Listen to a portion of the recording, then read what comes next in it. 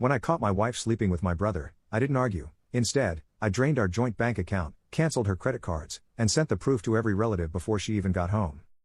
I didn't scream. I didn't throw things. I didn't even slam the door when I walked out of my own bedroom and saw my wife of 8 years riding my brother like her life depended on it. The sound they were making covered my footsteps perfectly. I just stood there for maybe 10 seconds, watching the woman I'd built everything with destroy it all in real time, then walked back downstairs and sat at my kitchen table. My hands weren't even shaking. That's what surprised me most. Sarah and I had been together since college. We'd weathered her dad's death, my job loss in 2019, 3 miscarriages that nearly broke us both. I'd held her while she cried about wanting kids. She'd held me when I thought I was a failure. 8 years of marriage, 12 years total. We were supposed to be trying again next month. We'd just finished renovating this house. Her car payment came out of our joint account every month. My brother Jake had been staying with us for 6 weeks since his divorce. 6 weeks of he just needs time to get back on his feet and family helps family, and he's really struggling right now. 6 weeks of me working 60-hour weeks to support 3 adults while they apparently worked on destroying my entire existence. I pulled out my phone and opened our banking app. $47,000 in checking. $23,000 in savings. Money we'd saved for the kids we were going to try for. Money from the house I'd inherited from my grandmother and sold to buy this place with her. I transferred it all to my personal account. Every penny. Then I opened the credit card app. 4 cards in her name, all linked to my accounts. Cancelled. The car loan she couldn't afford on her teacher's salary. Called the bank, had myself removed as cosigner. It would be repossessed within the week. The sounds upstairs had stopped. I could hear them talking, probably planning when they'd do this again. Jake's voice, lower than usual. Intimate. Sarah's laugh. The same laugh she used to give me. I opened my photos and scrolled back 2 hours to when I'd come home early to surprise her with dinner. The front door had been unlocked. Her car in the driveway next to Jake's. I'd climbed the stairs quietly, planning to sneak up on her, maybe catch her reading in bed. Instead I caught her my brother in the bed we'd bought together 3 years ago. My finger hovered over the video I'd recorded. 10 seconds of evidence. Crystal clear. Audio perfect. My wife's face, my brother's face, no room for doubt or excuses. I created a group text. My parents. Her parents. My sister. Her sister. Both sets of grandparents still alive. Jake's ex-wife Michelle, who I'd always suspected he'd cheated on but never had proof. Our mutual friends. Sarah's co-workers from school. 32 people total. The message was simple: this is why Sarah and I are getting divorced. Video attached. Don't contact me about this. Send. I turned off my phone and waited. Within minutes I heard Sarah's phone buzzing upstairs. Then Jake's. Buzzing and buzzing and buzzing. What the hell? Sarah's voice, sharp with panic. I heard feet running down the stairs. Sarah appeared in the kitchen doorway wearing my robe, hair destroyed, face red. Behind her, Jake in his boxers, looking like he wanted to disappear. Mark? Her voice was small. Scared. Were you home? I looked at her for a long moment. Really looked. The woman I'd planned to grow old with. The woman whose hand I'd held during her mother's cancer treatments. Who I'd supported through graduate school. Who'd promised me forever 8 years ago in front of everyone we loved. Your car will be repossessed by Friday, I said quietly. The credit cards are cancelled. The bank accounts are empty. I'm filing for divorce tomorrow morning. You have until this weekend to get your things out of my house. She started crying. Not the pretty tears from movies, but desperate sobs. Mark, please, we can talk about this. It was a mistake. It didn't mean anything. Jake stepped forward. Dude, I'm sorry, Get out, I said without looking at him. Both of you. Get out of my house. Sarah fell to her knees. Actually fell to her knees on my kitchen floor. Please don't do this. I love you. It was stupid, it was one time, it was. It wasn't one time. The words came out flat, certain. I didn't even know why I was so sure, but I was. This has been going on since he moved in. The look on her face told me everything. Guilt. Panic. The realization that her life as she knew it was over. My phone was still buzzing with responses, but I didn't turn it back on. I didn't need to see what people were saying. The damage was done. Everyone who mattered knew what she was. What they both were. I'll stay at a hotel tonight, I said, standing up. When I come back tomorrow, you're gone. I walked out my front door and got in my car. Behind me, I could hear Sarah screaming my name, begging me to come back. But I was already gone. The hotel room was quiet except for my phone, which hadn't stopped ringing in 18 hours. I'd finally turned it back on around noon and watched 2 days of my life explode in real time. 47 missed calls from Sarah. 23 from Jake.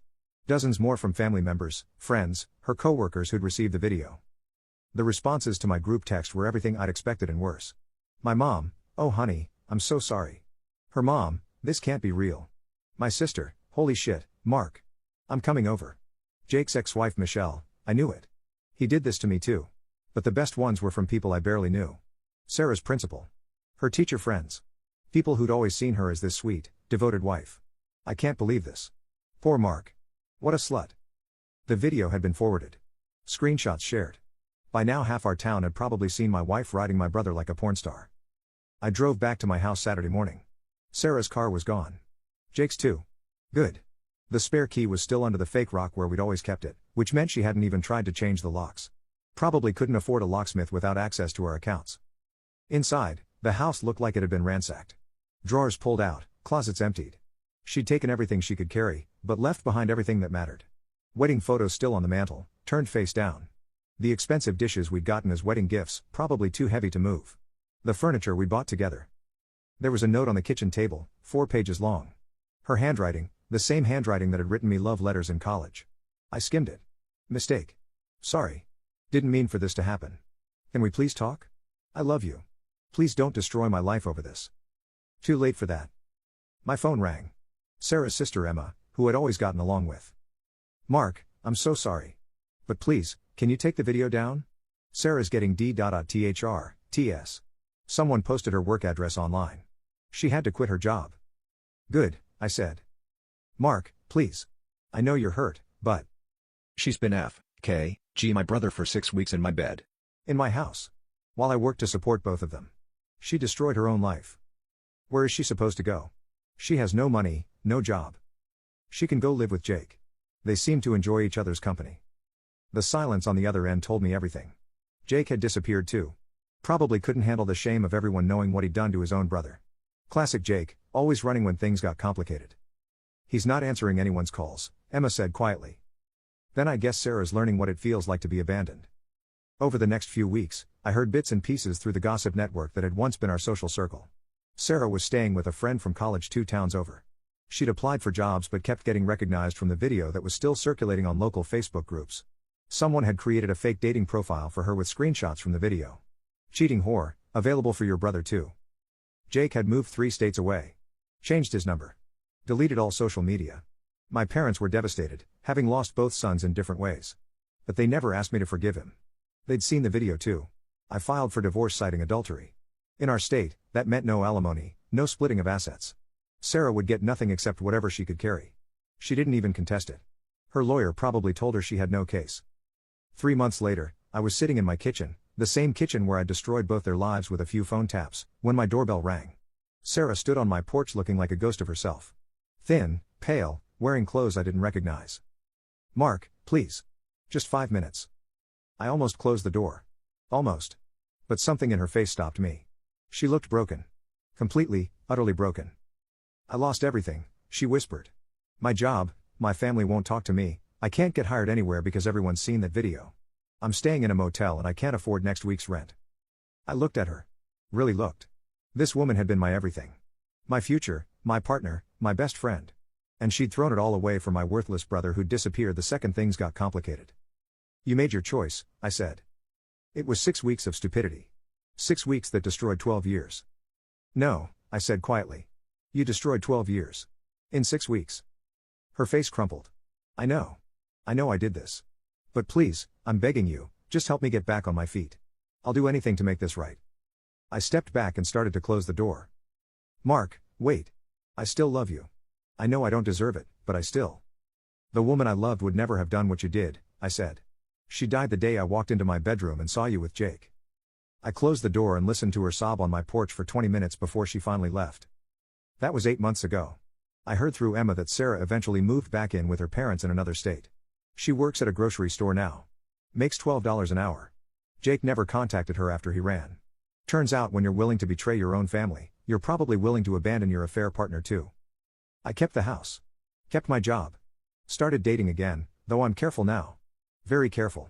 Trust isn't something I hand out anymore. People ask me if I regret how I handled it. If maybe I should have tried counseling, given her a chance to explain, been the bigger person. But when I'm alone at night in the bed I bought a new mattress for, I remember the sound of her laugh when she was with him. The intimacy in their voices when they thought they were safe. The 6 weeks they spent destroying everything while I worked to support them both. No. I don't regret anything. Some betrayals deserve to be burned to the ground. And if you're reading this because you're thinking about cheating, here's your warning. When you blow up your life for someone who runs when things get hard, don't expect the person who actually loved you to be there to catch the pieces.